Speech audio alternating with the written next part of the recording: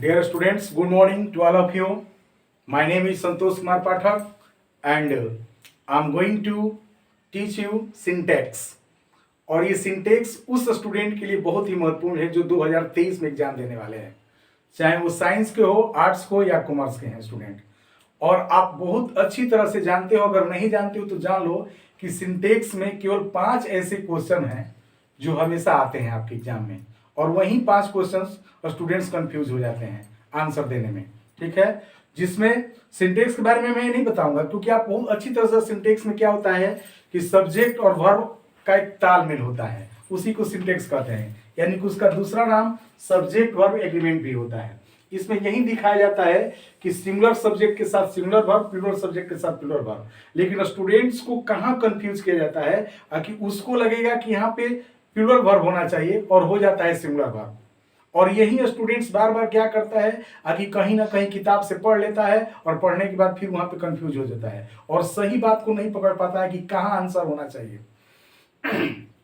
तो उस आंसर को बताने के लिए मैं सबसे पहला जो रूल है, ठीक है, उस पहला जो अक्सर आ जाते हैं, हर साल एग्जाम में आते हैं। जैसे देखिए रूल नंबर फर्स्ट, ये क्वेश्चन देखिए सेंटर पे हम लोगों का आया था कि ही अलोंग विथ हिज ब्रदर। अब ये स्टूडेंट इस सेंटेंस को देखेगा कि ही अलोंग विथ हिज ब्रदर, तो वो स्वाभाविक सी बात है कि उसके मस्तिष्क में ये बात जाएगी कि इसके साथ हेल्पिंग वर्ब जो है प्लूरल होगा।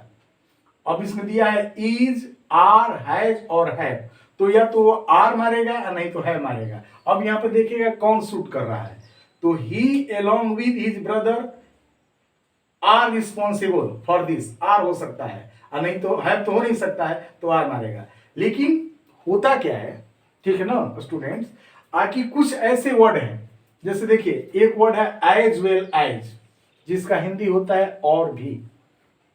एक वर्ड है अलोंग विथ, ठीक ना, जो साथ ही होता है। In addition to, care three, and not, like, with, together with, ये जो वर्ड आते हैं तो इसमें देखा जाता है कि इसके पहले कौन सा सब्जेक्ट लिखा गया है, सिंगुलर है कि प्लूरल है। अगर सिंगुलर है तो सिंगुलर वर्ब, यानी कि इसका आंसर इज होगा।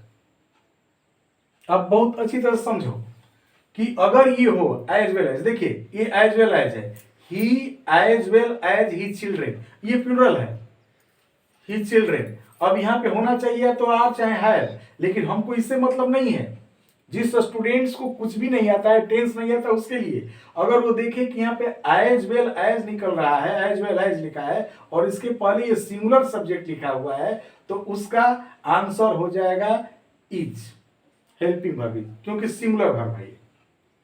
तो इतना तो आपको मालूम है कि सिंगुलर वर्ब क्या होता है, प्लूरल वर्ब क्या होता है, ठीक है ना। और अक्सर देता है इज, आर, हैज, अब यही देता है ऑप्शन में, ठीक है ना।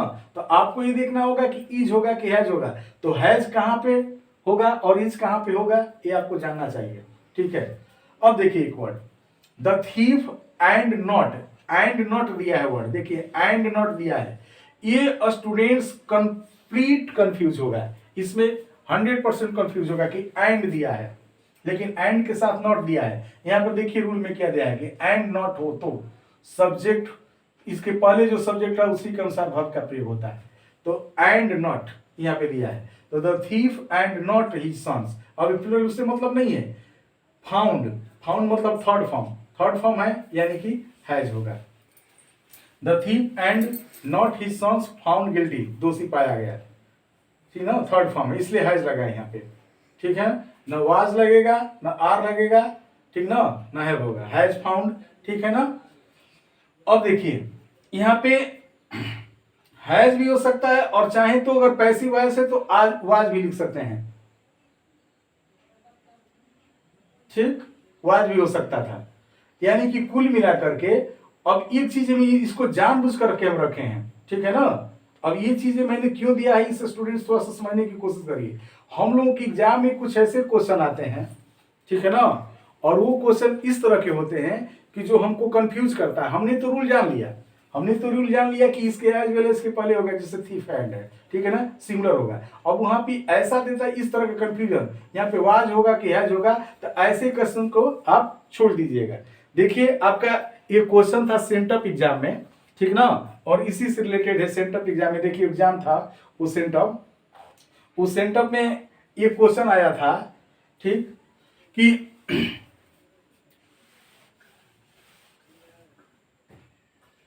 a boy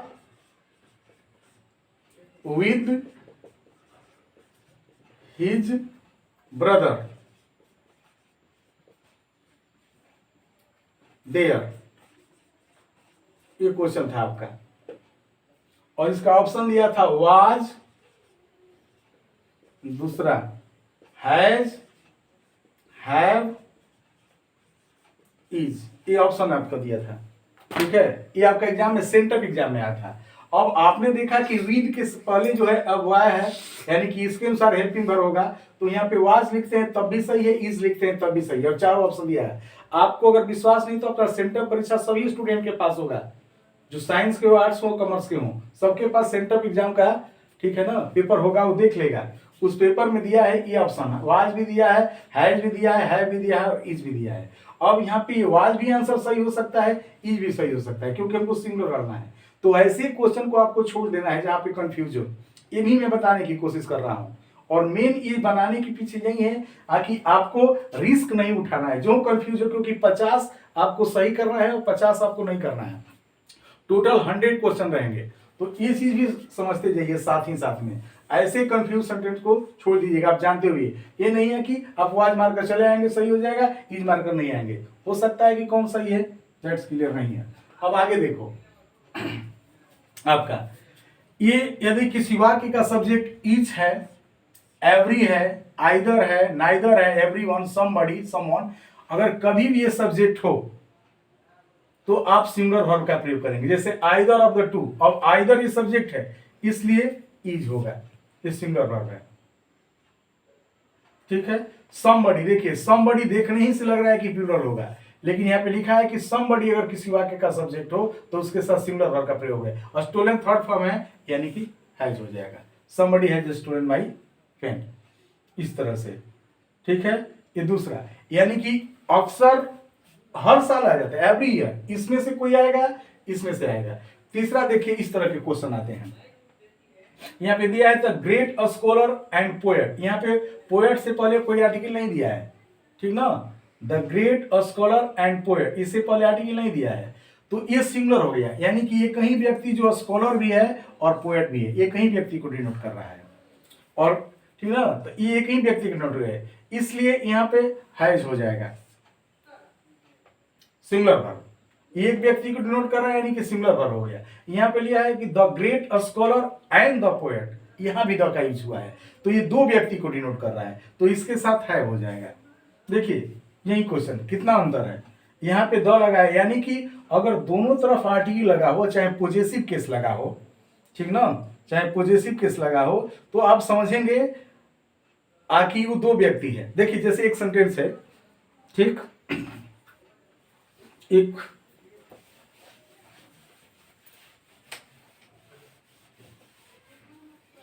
जो हम लोगों का 2022 में एक क्वेश्चन आया है, ठीक है, कि हिज ऑनेस्टी एंड फेथफुलनेस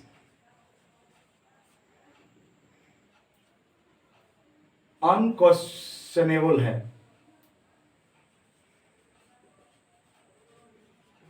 एक क्वेश्चन आया है, ठीक है ना, इसमें दिया है इज, हैज, आर और है, ये क्वेश्चन दिया, हेल्पिंग वर्ब दिया है।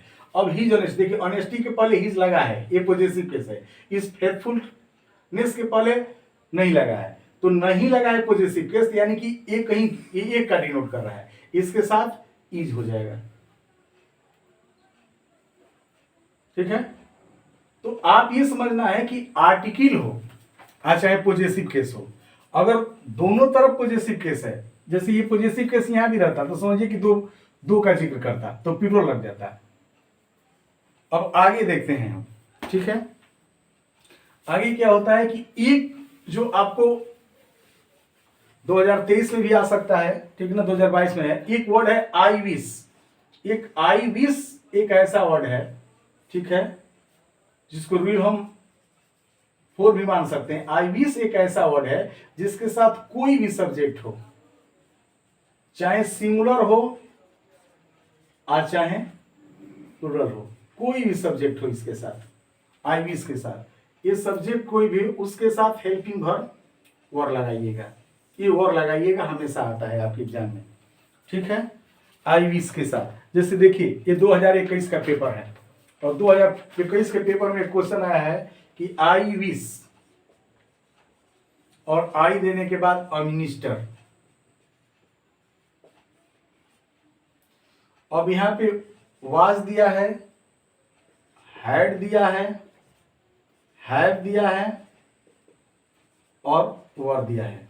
अब स्टूडेंट्स कंफ्यूज होता है, आई के साथ वाज लगता है, आई वाज मार देता है, लेकिन आई विश जैसे ही वर्ड आप देखेंगे आप वर मारेंगे, I wish I were minister. तो ये आपका सिंटेक्स में ही आता है, ये सब चीजें आपको जानना है केवल, ठीक ना। अब इसमें कंफ्यूज नहीं होना है, अगर आप कंफ्यूज होंगे तो नहीं कर सकते हैं, ठीक है। एक और वर्ड है, ठीक है ना, जो आप अच्छी तरह से जानते हैं, जैसे राइस एंड करी है, ठीक है। ये जो तुकबंदी वाला सेंटेंस है उसके साथ हमेशा सिंगुलर वर्ब का होता है, जैसे राइस एंड करी, राइस एंड करी, ठीक है।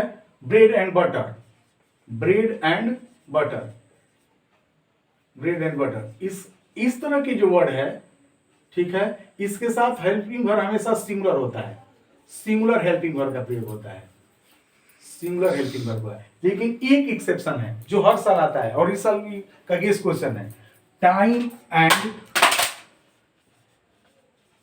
टाइड, टाइम एंड टाइड, इसके साथ हमेशा वेट होता है, वेट फॉर नाउन, ठीक है। ये एक अपवाद है, एक्सेप्शन है, ये एक्सेप्शन है आपका। टाइम एंड टाइड इसके साथ हमेशा वेट होता है और स्टूडेंट्स गलती से सिंगुलर मानकर वेट्स मार देता है, ये नहीं मारिएगा, इसका वेट होगा। टाइम एंड टाइड ये एक्सेप्शन है, अपवाद है, ठीक है। बाकी के सब सिंगुलर होगा, राइस एंड करी इज होता है, ब्रेड एंड बटर इज होता है, चाहे सिंगुलर वर्ब्स।